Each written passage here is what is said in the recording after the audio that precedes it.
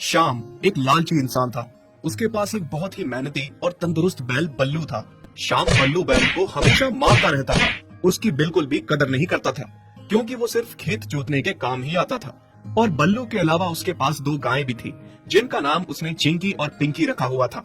एक दिन श्याम फिर से बल्लू बैल को मार रहा था। तब चिंकी गाय बोली, दीदी देखो, ये बल्लू फिर से मार खा रहा है। हाँ बहन, ये बैल है ना, तो मार तो खाएगा ही। हमें देखो, मालिक हमें कितने प्यार से रखते हैं, समय पर खाना पानी देते हैं। हाँ दीदी, आप सही कह रही हो। बेचारा बल्लू बैल, कभी कभी तो मुझे इसकी किस्मत पर तरस आता है। श्याम बल्लू को मार के चला जाता है। बल्लू लड़खड़ाते हुए चिंकी पिंकी के पास जाता है। तुम दोनों को मेरी किस्मत पर तरस खाने की आवश्यकता नहीं है, और मैंने कुछ गलत ही किया होगा जो मालिक ने मुझे मारा। चिंकी पिंकी हंसते हुए, रोज तुम कोई न कोई गलती करते ही रहते होगे। बल्लू, कब तक तुम अच्छाई दिखाओगे और अंधे बने रहोगे?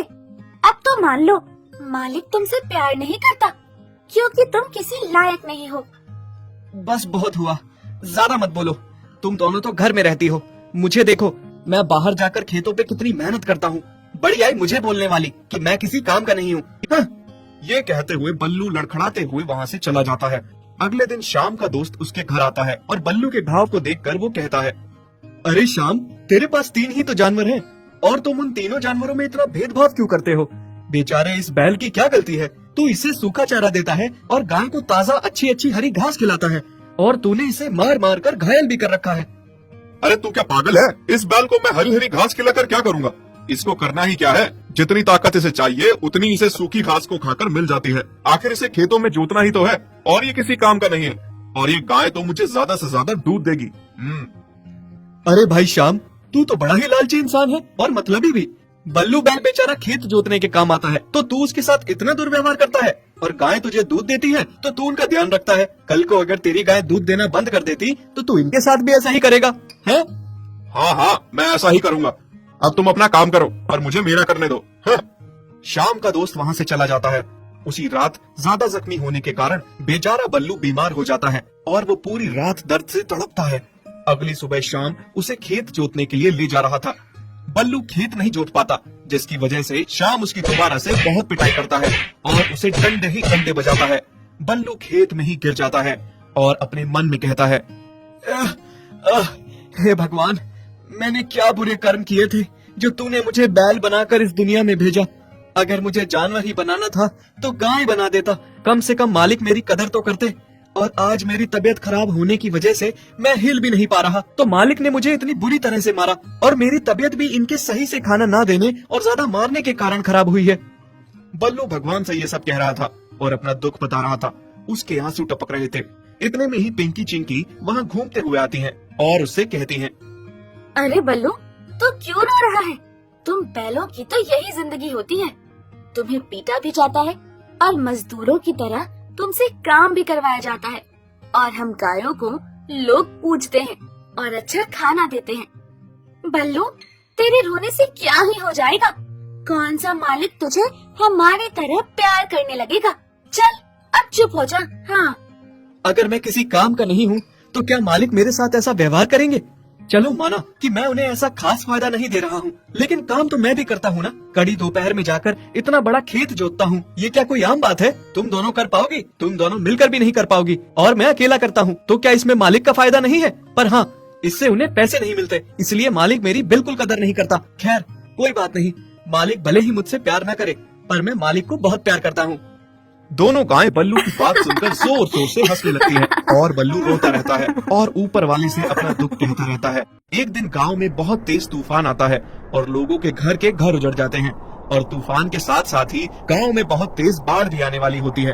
तभी चिंकी पिंकी बोली, पिंकी बहन, बाढ़ आने वाली है। मालिक पता नहीं कहाँ गया। हमें यहाँ से भाग जाना चाहिए, पर हम तो रस्सी से बंधे हुए हैं, कैसे भागे? और अगर हम भाग गए तो मालिक की रक्षा कौन करेगा? अरे उस लालची इंसान की फिक्र छोड़ और अपनी फिक्र कर। जिंदा रहेंगे तो कोई और मालिक मिल जाएगा। हाँ, फिर चिंकी और पिंकी अपनी रस्सी तोड़कर दौड़ने लगती हैं और वहाँ से भाग जाती हैं।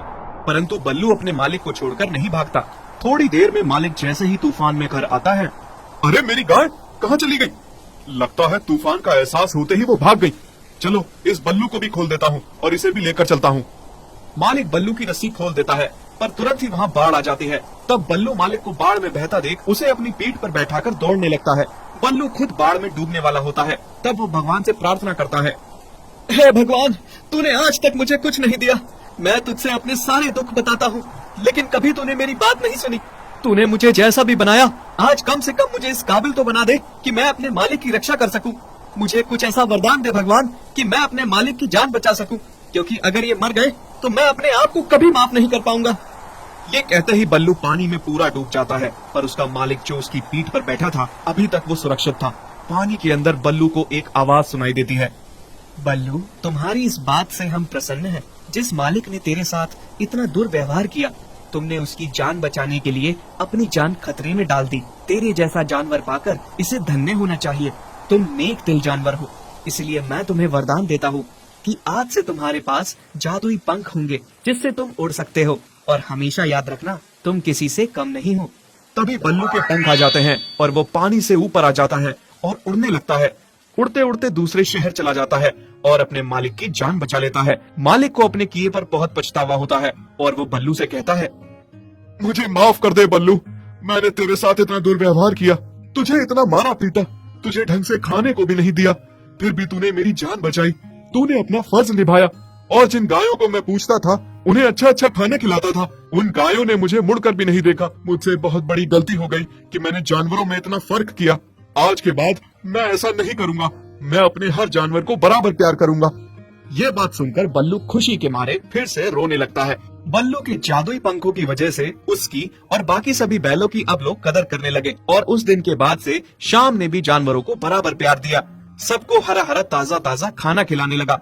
बल्लू भी ये सब देखकर बहुत खुश हो रहा था और उसे भी यकीन हो गया था कि भगवान जो भी करते हैं सब अच्छे के लिए ही करते हैं। अगर आपको हमारी ये वीडियो अच्छी लगी तो प्लीज़ हमारे फेसबुक पेज को लाइक, शेयर, कमेंट और फॉलो ज़रूर करें।